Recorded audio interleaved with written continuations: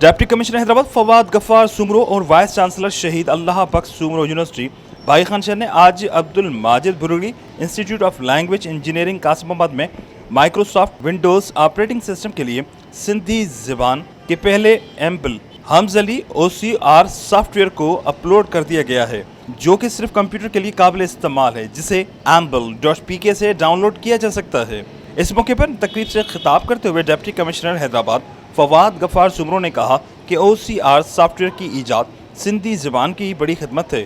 انہوں نے ایمبل انتظامیہ کی کارکردگی کو سراہا اور انہیں سندھی قوم کا محسن قرار دیا اور کہا کہ ہم کو آپ پر فخر ہے۔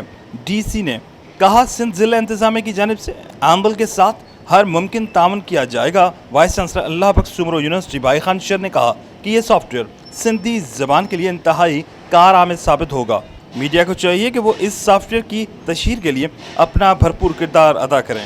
یاد رکھیں سب سے پہلے سندھی لینگویج اتھارٹی نے 21 فروری 2017 میں آن لائن سندھی OCR کا افتتاح کیا تھا، جو کہ 3 بنیادی فونٹس پر مشتمل اور صرف آن لائن رکھا گیا تھا۔